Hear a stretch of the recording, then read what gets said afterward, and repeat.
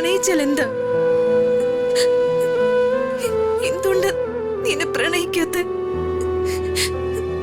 നിനക്ക് എന്നെ ഇഷ്ടല്ലേ? നിനക്ക് എന്റെ മുഖം ഇഷ്ടല്ലേ? എന്റെ ശബ്ദം ഇഷ്ടല്ലേ? എന്റെ ക്യാരക്ടർ നിനക്ക് ഇഷ്ടല്ലേ? എന്താ രാജു നീ എന്നെ ഇഷ്ടപ്പെടാത്ത? എനിക്ക് നിന്നെ എന്തിഷ്ടമാണെന്ന് അറിയോ രാജു? ഞാൻ നിന്നെ എന്തുമാത്രം പ്രണയിക്കുന്നുണ്ടെന്ന് അറിയോ? എന്റെ ജീവിതത്തിൽ ഒരു പ്രതീക്ഷ ഉണ്ടായത് നീ എന്റെ ഒപ്പുണ്ടെന്ന് മനസ്സിലായതിനു ശേഷം.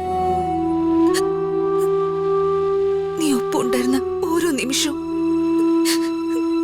ഞാൻ എന്തുമാത്രം ആസ്വദിച്ചിട്ടുണ്ടെന്ന് അറിയോ?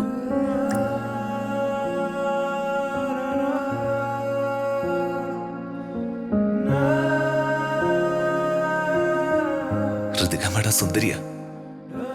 ഋതിക മേഡത്തിന്റെ സംസാരം അതിങ്ങനെ എന്റെ ഹൃദയത്തിലേക്ക് തുളച്ചു കയറുന്നത് പോലെയാ. ഋതിക മേഡത്തിന്റെ സ്വഭാവം അതെനിക്ക് പറയാനില്ല. ഞാൻ ഏറ്റവും സ്വഭാവ ഗുണം ഒരു സ്ത്രീയിൽ കണ്ടിട്ടുള്ളത് അത് എന്റെ അമ്മയില്. അതേ സ്വഭാവ ഗുണം ഋതിക മേഡത്തിനുള്ളത്.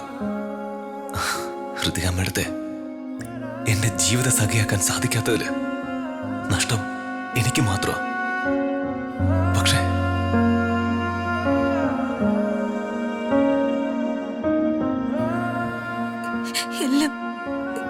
എല്ലാം അവസാനിക്കാൻ പോവാ രാജു. ഞാൻ വീണ്ടും ദീപകിന്റെ അംബികാമ്മയുടെ മുൻപിൽ തോറ്റു.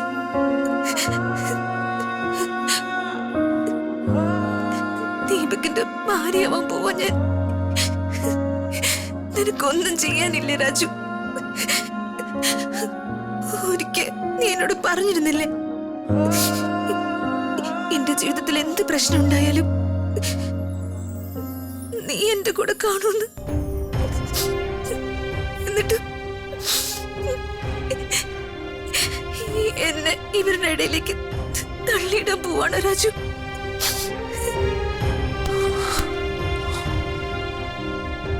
ഋതിക മേഡം എന്തൊക്കെ വന്നാലും ദീപകിനെ കൊണ്ട് ഋതിക മേഡത്തിന്റെ കഴുത്തിൽ ഞാൻ താലി കെട്ടിക്കില്ല.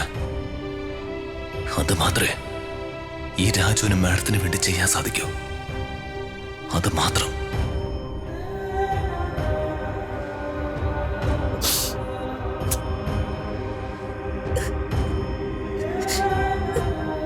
I love you, Raju.